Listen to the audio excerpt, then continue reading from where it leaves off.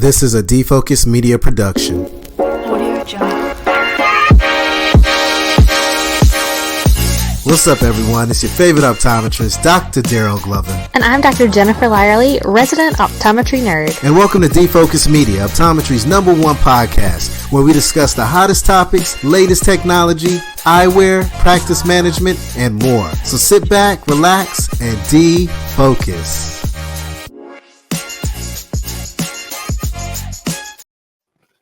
Hello, everybody. It is Monday. It is after patient care, and we are all excited to get together and to talk about patient care some more because that is what we live for.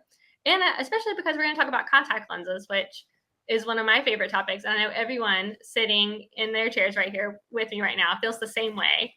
And I found nothing can be more exciting about contact lenses than talking about new research, new innovations, because I think the more you do contact lenses, the more we know how much there still is to learn and to improve upon. And there's no solution that works for every single patient. So we've got to do more studies and research to get to the bottom of why is that and what can we improve upon and what we're doing as doctors to improve our patient success. So we've got two experts on our show tonight. If that topic sounds fascinating to you, Dr. Christopher Lievens and Dr. Andrew Pucker are joining us. Dr. Lievens, would you mind telling our audience a little bit about yourself? Not that you need an introduction at this point, but. Sure thing, Jennifer. So I've been practicing since 1995. I was in optometric private practice and ophthalmology referral center. I was in the Air Force for a few years, but for the past 24, I've been teaching at Southern College of Optometry, where currently I am the director of research. And so this topic falls right in line with what my day-to-day is. And we're going to be talking about research. Obviously, was this done with SCO and with your current position? So this was an Alcon-funded study, so an IIT, an investigator-initiated trial that Andrew and I pitched and worked on together. It was a multi-site trial as well, so we have other sites enrolled in this, which you'll see if you get online and get to the actual paper, you'll see the co-authors as well. But yes, it was done in large part at Southern College of Optometry. One more reason that SCO is the place that you should go to if you're considering optometry school. As a fellow alum, I do have a bias, but I feel very confidently that I had an amazing education. Dr. Pucker, can you tell the audience a little bit about yourself? Sure. Well, I did not go to SCO. I went to the Ohio State University, but I love SCO. I've been there many times, and I've been working with Chris for, I don't know, long, 8 years, maybe 8-10 years, Right. a long time. Yeah. But I'm an academic optometrist. I had my own lab at the University of Alabama at Birmingham for a while. And about 2 years ago, I moved to Lexitas, which is a contract research organization. So we do research for other companies. I'm the executive director of clinical medical sciences there, where I am a research strategist. So I help companies come up with their protocols so they can get their drugs to market through FDA trials. You know, through optometry as a process, I always considered the Ohio State University School of Optometry as being kind of the go-to place if research was your core thought of what you wanted to do. What is it about that school that's gotten students so focused on pursuing research in their careers? I think it's partly the faculty. So they have, I don't know currently, but they had probably 20 OD PhDs when I was there of some level, maybe in clinic, doing everyday clinical stuff. Some people doing research, some people doing both. And they have a really solid master's program. So I did the combined ODMS program. I did mine on tear film chemistry and how the tears interact with the contact lens. And then I just kind of got the bug. So I went on to do my PhD, and a lot of other people got their start that way. And they ended up staying at Ohio State, partly why there's so many probably OD PhDs there. It really is an incredible opportunity. And I guess one of those great perks of being at a larger institution is you do have access right there in that same campus to master's and PhD programs. So, well, let's talk a little bit about this research, because contact lens dropout, I think, is a plague of practitioners. And a lot of times we don't realize how many of our patients stop wearing contact lenses because they don't come in the next year for an exam because they aren't needing more contact lenses. And several years will go by maybe, and you'll see that person and clearly they haven't been wearing contact lenses. So it's kind of one of those silent conditions affecting your practice. how prevalent is contact lens dropout? I'll take this one, Andrew. Yeah, because this one has a little bit of backstory. As you look in the rear, as we look in the rear view mirror, what's kind of funny is that Andrew and I together, as well as separately, have knowingly published on this question multiple times, where somewhere approximately of 20% of new wearers drop out relatively quickly and stay dropped out. And that has been replicated and repeated many, many times over the last 2 decades, us included. And yet, despite all the technological advances, that number has stayed the same. But as Andrew and I were brainstorming this idea of this current study, really, it's been a paltry amount of any investigations on what to do about it to try to tackle that conundrum, to try to relieve that 20% to something lower. And so, we really didn't know fully what to expect out of these results, which of course we'll get to. But it was really for the first time, let's try to see if we can change this number that has been mentioned over and over again. And just kind of piggyback on that, I wrote a review paper with Anna Tishner. It's published in Clinical Optometry. And I looked at every study that looked at, I should say, contact lens dropout. And when you look at established contact lens wearers, every single time discomfort was the top reason they dropped out. So it's very, very consistent. If you look at new wearers, though, it's more visual. So you need to kind of make 2 different buckets. You want to, as we said, catch the people before they just, drop off the face of the earth. You want them to come back to your office. And then also, you need to get them back every year and ask them questions to see how they're doing. And like you said, contact lens dropout is roughly 20% of wearers, right? The contact lens market, study after study show it's flat. For every new wearer that we're adding, people are stopping contact lens wear. So it's never really showing any true market growth, despite amazing innovations in contact lens materials and contact lens parameters. When you think about toric multifocals, for example, you would think this whole new segment of people who visually wouldn't have been great candidates are now visually able to wear contact lenses, but we don't see market growth. And contact lens dropout is the core reason for why that is. You mentioned a lot of research has been done about why people drop out of contact lenses. Probably so much to the point where it almost seems like, well, hey, we know we're going to lose people because of discomfort and poor vision. And there's been no real study until now looking at, could you get those people back? As you mentioned that, Dr. Lievens, I was like, oh my gosh, I realized I've been kind of mentally being like, well, it's a lost cause. There's nothing, that's 20% dropout. We've tried and looked at this, and it always, those numbers hold steady year over year, despite new materials. But now we've got research that says, hey, there's actually something we can do. So this is actually, when reading your paper, made me so excited to record this podcast, because it really does seem to be a first of its kind with a message of hope. And Jen, it's not just you. It's not just the ECPs and providers. When you ask a patient who was previously a successful contact lens wearer that for whatever reason dropped out, in their mind, they think they are a non-candidate for contact lenses in perpetuity, forever, no matter what. And so sometimes it takes a little convincing. And now that we have some data, we can say, no, you actually have a chance. There's a way for us potentially to get you back into contact lenses, because technology has a way of bringing things that previously failed now back to success. And there's definitely data showing that patients have a desire to return to contact lens wear. It's just doctors are not asking or offering to them. We need to get better about fixing that. Oh, so true. I can think of so many conversations I've had where I mention contact lens wear to a patient who's new to my practice. And they're like, oh yeah, a couple of years ago, I tried it. I just didn't like them. And I leave the conversation. I think to myself like, oh, okay, well, they tried recently. The materials really haven't changed much. It's not like they told me they tried 30 years ago and it was RGPs. Right. Like, why would I think I could be any more successful? But now I'm going to have a study that I can pull out to tell them, oh, there's proof that we can try again and have success. So let's talk about this research. It was published in March in the Journal of Ophthalmic and Physiological Optics. And you had patients who had previously dropped out of contact lenses that were refit into Dailies Total One. And it was following 60 patients over a 6-month time period. they had all discontinued contact lens wear over the last 2 years due to dryness or discomfort. And I love how this study was set up because patients had a speed score test done to determine their level of dryness. And their speed score needed to be 3 or less at the start of the study, which means a mild dry eye category. These could not be your severe dry eye patients that were going to have a hard time wearing any contact lens. And they needed to be able to wear spherical contact lenses. Right. Let's talk about the results. Dr. Pucker, would you mind sharing what you guys found?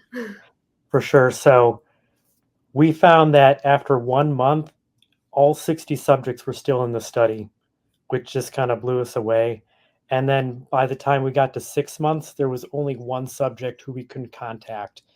We contacted all 59 other than that person, and they were all still wearing contact lenses at least part-time.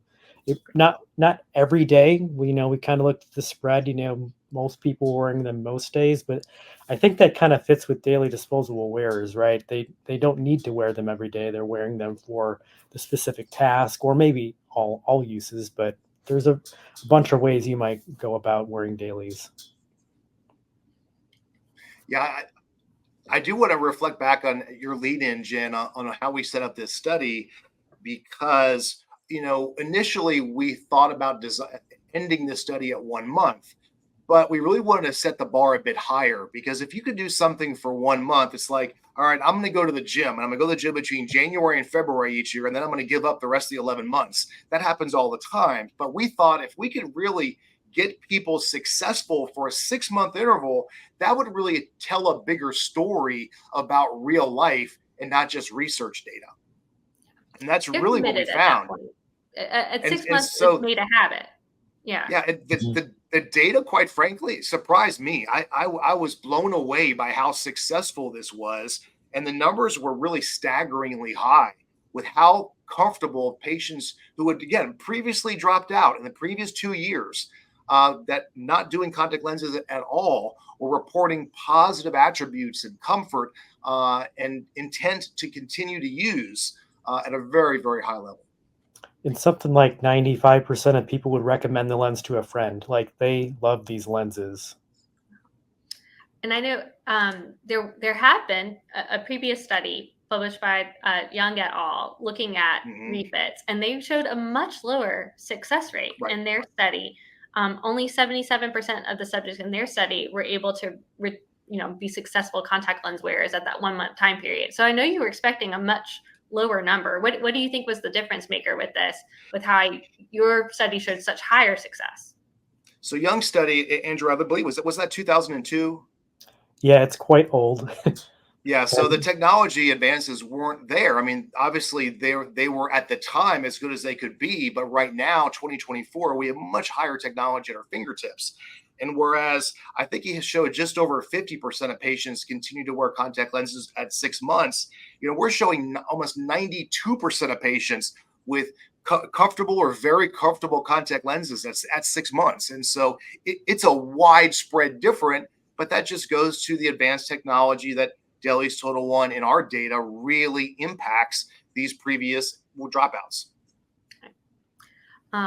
So I was reading a little bit more about your subjects, and these patients who were wearing contact lenses and then dropped out, were these only monthly disposable wearers? Were they patients who were wearing dailies before? Like, were there any guidelines about what lenses they had to wear to refit to Dailies Total One? So they could wear any type of soft contact lens. They were not allowed to wear hard contact lenses. We just wanted to keep the data somewhat clean. And then, of course, they had to be spherical wearers. So I'd love to see how this pans out in toric wearers. We may or may not be doing that study. So watch out for that. But, right now we know that these subjects do really well if they're spherical. I love that it wasn't just only monthly. I think most of us feel pretty safe if we have a reusable wear contact lens, or a reusable contact lens wearer, I should say, that, oh, well, you haven't tried dailies and their comfort was an issue. Like, you think that you're going to have success potentially switching there. But knowing patients that were wearing any type of contact lens and dropped out, my gut instinct would be like, oh, if they were dailies before, would Dailies Total One maybe make a difference? clearly it does. So this is great news to think, hey, there is difference between our daily disposable technology. We all know that as practitioners, but I think sometimes we wonder if our patients will be able to notice the difference between a regular daily disposable and a premium daily disposable. And I think this study really clearly says yes. Yeah, I think it really does too. And I want to reflect back on something you mentioned before, Jen, that and actually you did as well, Andrew, that there's a significant amount of patients who previously have dropped out of contacts that are significantly interested in being successful again if it were a possibility. It's pouring outside right here, right now. If anybody's walked outside wearing spectacles or been on a treadmill wearing spectacles or go from changing temperatures wearing spectacles, they are by means not the end all be all. Contact lenses can really offer quality of life benefits that are massive. And so even bringing this up, if we can convince our dropouts to just give this a try, it really can have positive impact on their lives. One other thing I wanted to add, another reason for this study was that people commonly use the lens like DT1 for people who are having issues. And then sometimes in practices, those subjects were still dropping out. And we were worried, maybe DT1 is not that good. Maybe we need to see really how it works in a controlled study. We have these people who have issues trying the lens, maybe struggling a little bit, but we, in a controlled sense, can show that they can do really, really well. I'm going to read the study results one more time because you guys have mentioned this earlier, how happy patients were. But I mean, these numbers are truly incredible. 93.2% were satisfied or very satisfied with their vision at 6 months. 91.5% were satisfied or very satisfied with their overall comfort at 6 months. 93.2% said they would recommend this lens to a friend at 6 months. So these people had plenty of time with the lens to get a true opinion over multiple different months and temperatures and using computer really long one day. And they still had such high ratings across the board of vision and comfort. So again, just like astounding happiness levels for patients. And I do think as I was reading this, it made me ask myself this question, like, philosophy of fitting a contact lens, especially with a new wearer, for example. I oftentimes won't reach for a premium product as my initial contact lens. In my head, I have this, and most doctors, I think, in talking to them, we have this sensitivity about price. If we present the most expensive thing, then people will have a certain opinion about us. And I always feel like my patients have to earn the most expensive thing so I can present it as, you clearly need this XX thing. But does this study imply we maybe need to rethink our thinking? And why are we offering a product that we know is not as good as a first line choice when clearly the results speak for themselves that this is a much better product? And what are your thoughts? So I wouldn't position this lens, Dailies Total One, as a problem solver. I don't think that's its niche. I think it is a premium product, and there are some patients that desire a premium product. And based on this data, the patients, if they were originally fit here, in all likelihood, wouldn't have dropped out of contact lenses. Right. They wouldn't have gone through those life struggles. However, I understand from a day-to-day work perspective, sometimes we don't always prescribe what's best to our patients at that moment for a multitude of reasons. So at the very least, we're highly successful with even the most problematic patients. And so I'm glad that you echoed our results, Jen, because they are crazy high. But also a great reminder is these were not easy fits. These are your hardest fits. People that other practitioners have given up on, and the patients have given up on this, and yet we were still incredibly successful at a high level. So, but I think your question is apropos that optimally, if we can get in the mindset of always thinking about what's best for our patients each and every day, and at least starting there, at least we're planting a memory seed for the patient that, well, I know my doctor told me that there's something else. So if I don't succeed here, I have someplace else to go.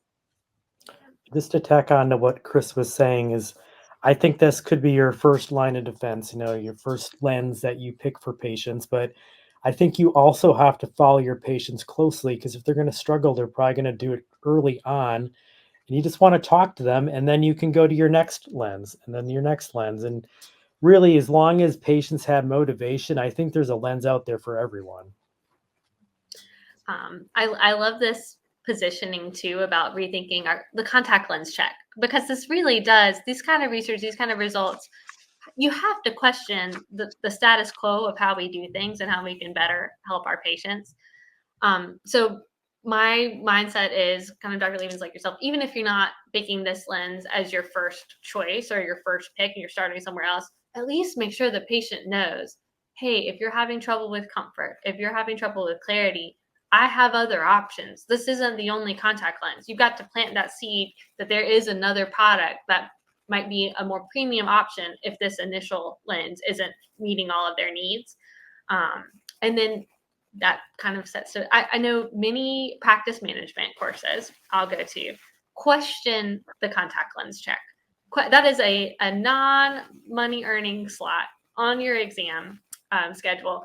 Is it essential that you see these people back, or do you write them a prescription at the first visit, say, call me if you're having any problems, but otherwise your prescription is finalized today, and order the year supply? While I totally understand that mindset as someone thinking about practice management, how do you reduce non-revenue exams and improve your chair time efficiency? Your dropout rate is not going to be any better than the 20%, that's for sure, because you will never hear from these people again. And you'll have missed your opportunity to offer them another option. And I think this really shows us how important a contact lens follow-up visit is, whether it's 1 or 2 weeks out of their visit, or, I mean, I would say probably no more than a month out of their visit, but we've got to check in with these patients pretty early on and offer them something else, because the chances of them picking up the phone to call you about a problem is actually quite slim. I didn't come up with this term, but I love it, so I'm going to say it. We should not be in the business of fit and release. We need to have them come back. And if you could even get 10% of those 20 that drop out to stay in lenses, that's 10% more contact lens sales for the year for you. And that, there I you think, go. There's your practice management pitch. Yeah, I think any practice management specialist, I would question their motivation by presenting this topic in and of itself, because if we all agree, based on the previous data, that somewhere around 20% of patients historically are dropping out of contact lenses, to assume that that 20% in which their provider failed for them are going to keep going back to the same practice and same practitioner, I think is questionable. I think a lot of these patients may bolt for another practice, and that's not a practice builder. When we solve problems and we keep patients happy and we don't give up on them, that's great doctoring. And those are ways to build a practice and maintain a practice, because I don't want my practice bucket with holes in it. Yeah. And I think, again, this is just so many different discussions that are happening right now. Well, what about the virtual telehealth contact lens check, right? You're touching base, you're talking to people. And that, while that is true, I guess you can have these conversations. Here, the patient's not happy. Tell them, hey, come to I'm pulling aside a different lens for you. Come to the office and pick that up. Again, if they're already there, you put on the lenses, do it in the office. Like, I personally have not moved into a place where I feel like I can outsource any of what I'm doing, contact lens check included, to a virtual follow-up exam. And I love that this study supports my firm decision on that at the moment, that in-person care and giving them new things is actually important in the contact lens follow-up. 100%. We actually piloted during early COVID doing contact lens checks at UAB virtually, and we all hated it. Like, we couldn't really get the information we wanted. We couldn't see the contact lenses. Like, you can't get your head that close to the camera to actually see what's going on. So I totally agree with that. Oh my gosh. I realize now that we had a message from the audience. Dr. Glover chimed in and was wanting to ask us this exact same question. So thank goodness, Dr. Glover, we were all thinking the same thing about this telemedicine follow-up. And I think we all came down on the same side of it on this one. Yeah, I mean, I think technology, as we're talking about here, has a way of improving and giving us what we want. But at least from my perspective, telehealth, in large part, especially in this particular focused area, it's just not at a place where it's ready yet, in my opinion. Yeah. So another kind of point of this, obviously, we're talking in this study about Daily Total Wine as being a really big success in this, but there are 4 contact lens companies that are major contact lens companies on the market. They all have lenses that fit differently, that behave differently. And so I do think that, again, when we're talking to our patients about things, we need to remind them, like, hey, there's a reason why there are, I don't know the exact number, but I feel like there's probably 50 different daily disposable brands at this point. There's a lot of materials. There's a lot to choose from. There's a lot of people making contact lenses. And if there was one lens that was the best lens that worked for every single person, that's the only lens anybody would make. So we need to keep in mind that the lens that you're trying today, I'm going to make sure it fits, and I'm going to make sure you see before you leave here. But there are other options out there if it's not meeting all of our needs. And that's why this follow-up visit that we're going to do is so important. With contact lens follow, I know you mentioned that there may be a study forthcoming on astigmatism lens wear, so I can't wait to hear about that.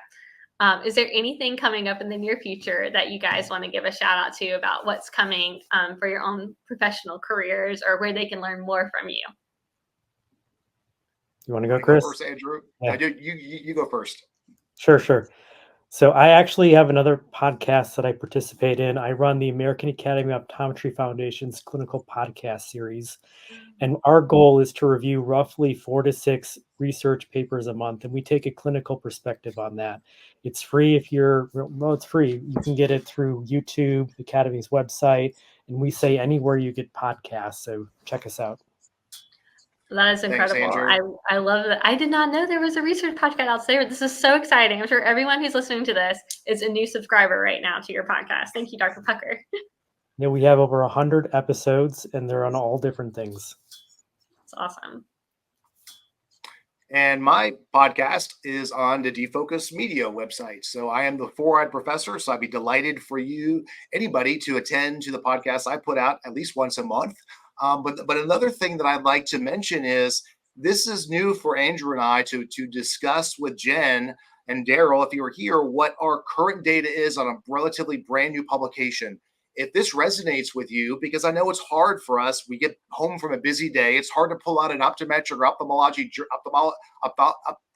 journal and have time to go to tackle that. And so if this is digestible and quicker and faster and you'd like more of this, please let us know. Because I'm pretty sure Andrew and I have about 6 trials going on right now. And if you'd like to hear more, we'd be happy to do more of these for you.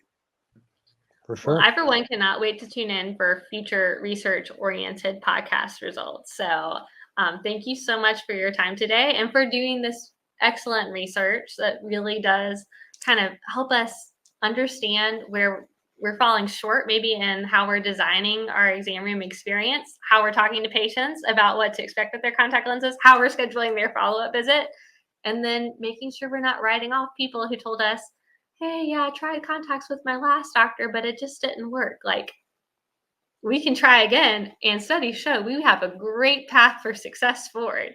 So thank you so much for encouraging us to get back out there in the exam rooms tomorrow and get more people into contact lenses. Thanks, Jen. Thanks, Jen. Thank you guys so much, and have a great night. All of our listeners will be back again with a new episode soon. See ya. Hey, family, if you enjoyed this full podcast, don't miss out on more engaging content. Check out the next episode right here. And for the latest updates, hit that subscribe button and ring the notification bell. Your support means the world to us. Catch us in the next episode. Peace.